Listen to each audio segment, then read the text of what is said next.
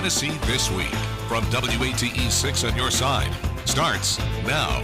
Coming up on Tennessee This Week, the race for Knoxville City Council Seat A. Meet the candidates before you vote. And City Council votes to study body cameras in the wake of a deadly shooting. And Knoxville State Representative Bill Dunn announcing he is not running for re-election. Right now on Tennessee This Week.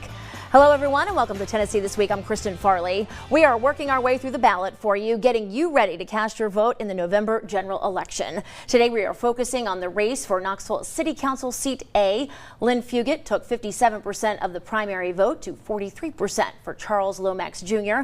But that's just a start, since they both now move on to the general election. And we are hearing from both candidates tonight. We are starting with Charles Lomax Jr. here in the studio. Thank you so much for coming in. Thank you very much for having me. I appreciate it. Let's go ahead and give our viewers an opportunity to get to know you a little bit better. Tell us a little bit about yourself and why you decided to run.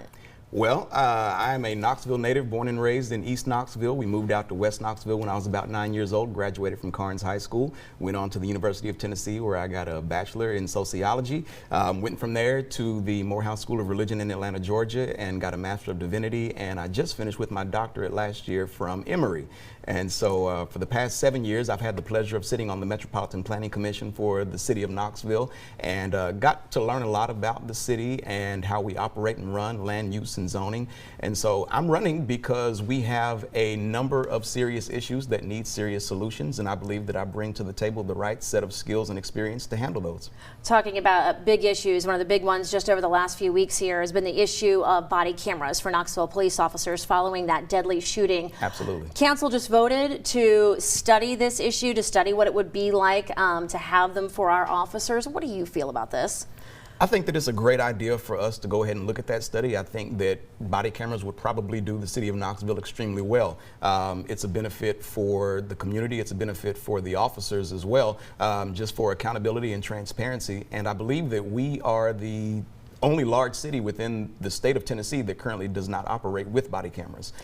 We saw right after that deadly shooting some demonstrators marching to a city council meeting, asking for more accountability, asking for more transparency.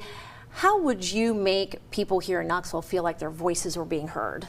Well, I think that the first thing that we have to do is make sure that we're listening to each and every Knoxvillian.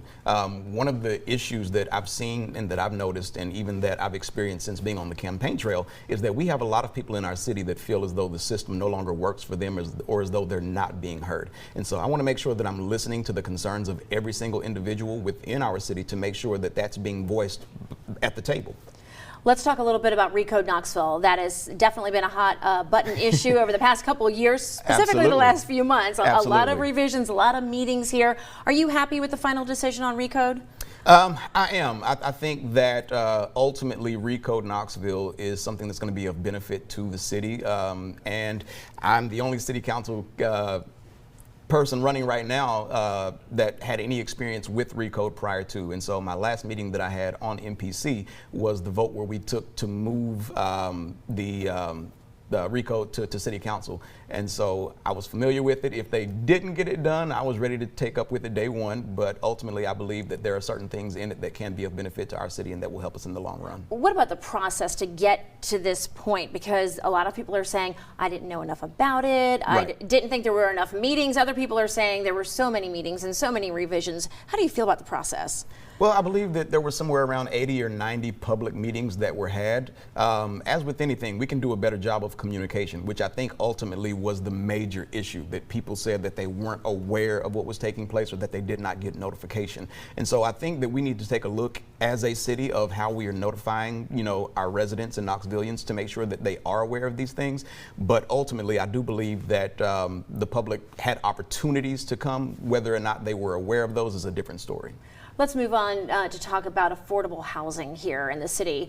Just a few weeks ago, a report came out showing that Knoxville was one of the fastest growing cities when it came to the price for rent. I think it was over like 50% of someone's salary going towards their housing, which is not an ideal situation. So how would you on council work to correct that?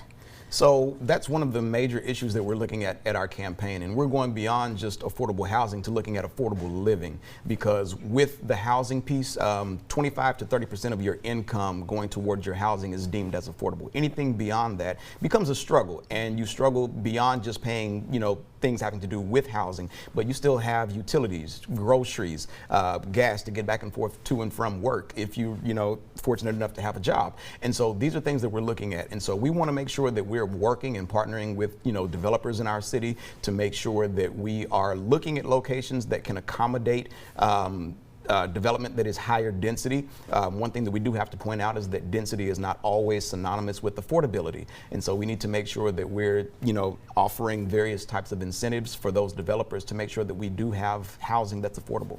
Are wages a concern as well? If people were making a better wage, would that make this easier, or is it a lack of ability or availability right now? I actually think that it's both and. We do need to make sure that we have, jobs that are providing quality wages for individuals and that they're able to afford to live in the communities where they are. Because one of the things that we're seeing right now is that people that have historically lived in neighborhoods are being priced out of that neighborhood because they've had development in that neighborhood or in that community, but that development has not been coupled with growth. And so you have to have both smart growth and development in order for a community to thrive. Well, that brings me to my final question. Tell me your vision for the city of Knoxville and how you would plan to get us there. Well, my vision for the city of Knoxville is one where every Knoxvillian feels comfortable, feels safe, and I want for us to be a welcoming city to where anybody and everybody can come, want to make Knoxville thrive. And I think we do so by number one, just being a friendly city, which we are. Knoxville is a place, again, I've grown up here, lived here all my life, and it's nothing to just walk down the street and random strangers say hello to one another. And so, just continue to be the loving city that we are, and, letting everybody within this region and within the state and within the country know that, Tennessee and Knoxville as a whole is an awesome place to live. All right, we appreciate your time. Thank you so much for coming in. Thank you, I appreciate it. And we want to let everyone at home know we were not able to bring in both candidates at the same time this week. So earlier I sat down with Lynn Fugit and asked her a slate of the same questions. Take a listen. Lynn, thank you so much for joining us. Thank you for having me. Let's just first start off for people who are watching who are not familiar with Lynn Fugit. Tell us who you are and why you decided to run. Thank you. I am a Knoxville resident for over 30 years, raised my family here. My background, I had been in the financial industry, but currently I'm the Chief Executive Officer of the Girl Scouts of Southern Appalachians, and I'm running for City Council at large seat A. Why did you decide it was important to run for office here and stay involved in the city? Well, I jokingly say I'm what Gianni Longo called the civically obsessed back when we did 9 Counties, 1 Vision 20 years ago. I just am passionate about my community. I have been involved on different boards, from affordable housing to the arts to PTA, and then even served a stint on the Board of Education, and I understand how much citizens being involved in making their community better is critical to Knoxville being better. Let's talk about an issue that has been in the headlines over this past week, body cams for KPD officers.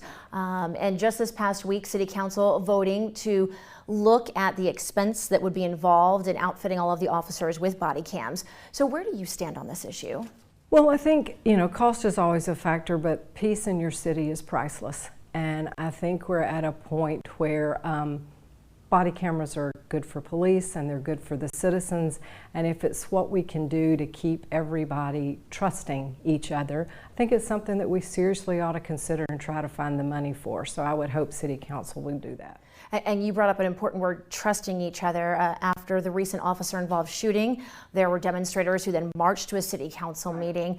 How would you make sure people here in our community, A, trusted leaders, and B, felt their voices were being heard?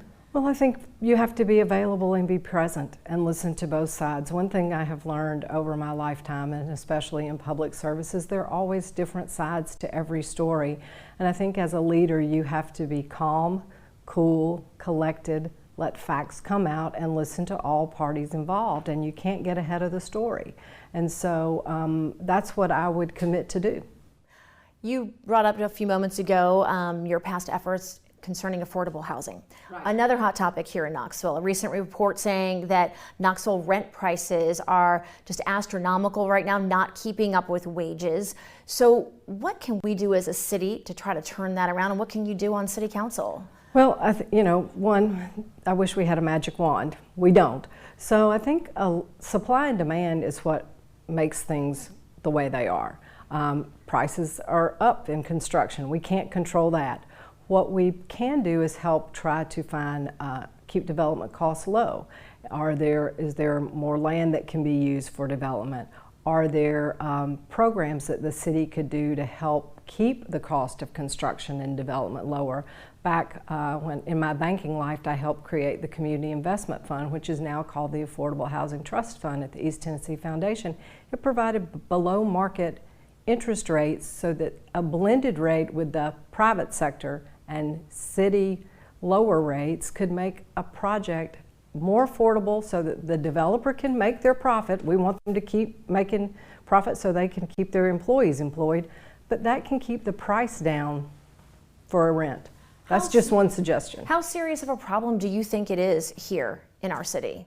Well, I don't know. I mean, you know, when you listen to Becky Wade with the City Department of Community Development, there are statistics that say our affordability is a problem, that a larger percentage of people are having to pay more than 30% of their income. So I don't dispute those facts.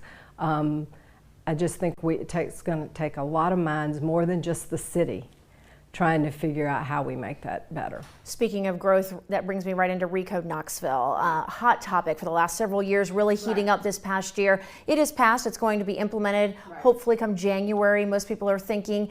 How do you feel about how this process was handled, and are you in support of RECODE Knoxville? Well, what I will say, from having done a lot of public process, you can do as much public process as you want, but oftentimes people don't pay attention until there's a finished product. So I'm not going to say that the city did not do tons of meetings. What I do know is that oftentimes people don't pay attention until there's something. So the process was the process, and we are where we are. I think there are very good elements of RECODE. I think what started out as an effort to help spur mixed-use development along our major corridors is critical. That will help with affordable housing. If we can take down Broadway, Chapman Highway, Magnolia Avenue, and Kingston Pike and do mixed use with residential and rental above, that will help. So I'm very much for that. All right, we have time for one last question here. Speaking of growth and development, let's just talk about your overall vision and where you would like to see our city go. I just want our city to work for everybody here and it be the best mid-sized city it can be. I think Knoxvillians like being mid-sized. We don't really want to be Nashville, but we want to be hip and cool and jobs for people and a great quality of life. All right, Lynn, thank you so very much. Thank you. All right, everyone, still to come, a shakeup for Knoxville's State House delegation. Bill Dunn deciding he will not be running for re-election next year. We're going to have that and our panel of pundits when we come back. Stay with us. You're watching Tennessee This Week on WATE 6 on your side.